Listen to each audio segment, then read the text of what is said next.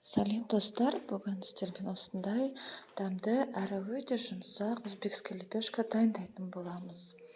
Еңбегімді бағалап және келесі видеоларды көру үшін лайк басып, каналыма тіркеліңіздер. Жылы сүтке майымызды ертіп аламыз. Және жылы суға осы ертілген сүтіміз бен майымызды құямыз. Сүтіміз ыстық күйінде болмау қажет, жылы күйінде құямыз. Қантымызды, дрожжімізді салып, апара жасаймыз. Естеріңізде болсын, дрожжды ешқашанда тұзбен қосып апара жасауға болмайды, тек қантпен ғана. Сөйтіп, бұны шамамен 5 минуттай қойып жауып қоямыз. Апарамыз әдемілеп, жақсы болып көтеріледі.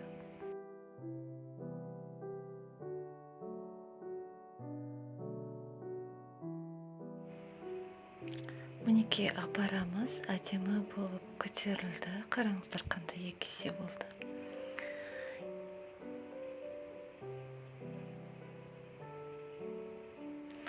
Енді ұнның үстіне тұзымызды қосып, ұнмен тұзды жақсылап араластырып аламыз да, жаңағы дайын болған апарамызды құйып, жұмсақ нан илейміз.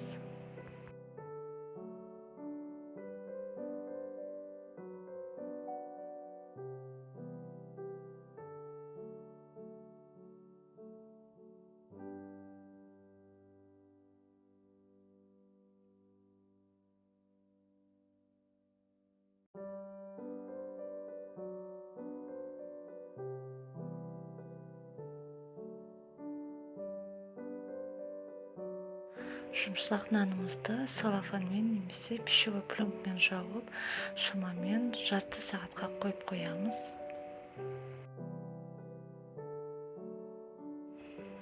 Жылы жерде тұрған нанымызды алып, үстіне май құйып, жақсылап тағы да басамыз да, оны қайтадан жарты сағатқа бетін жауып, жылы жерге қойып қоямыз.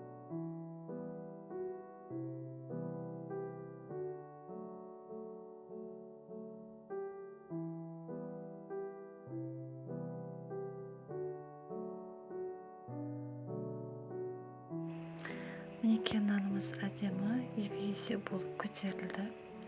Енді осы нанды 4 бөлікке бөлеміз де, әрқайсысын жеке-жеке домалақтап, кухонный тряпкамен бетін жауып қоямыз.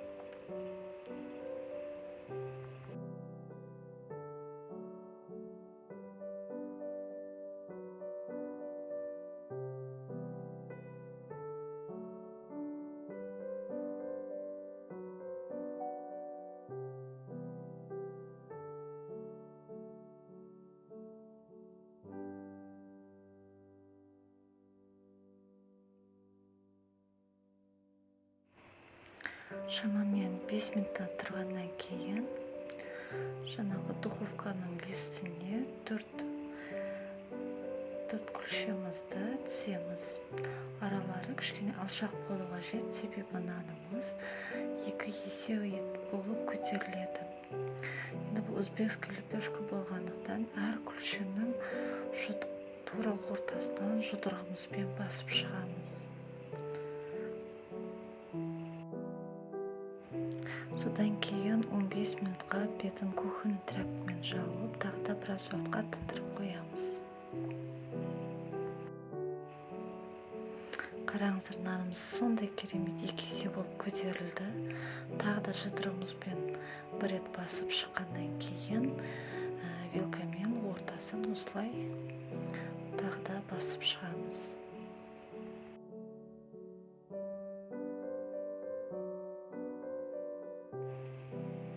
Бір тал жұмыртқаның сарысын осы күлшелеріміздің бетіне жағамыз.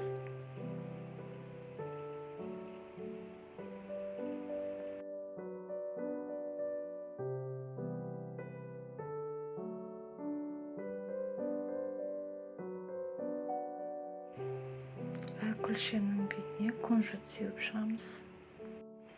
Алдын ала қыздырылған 200 градус пеште пісіреміз 15 минуттай.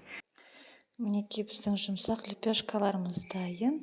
Міндетті түрде жасап көріңіздер, ас болсын.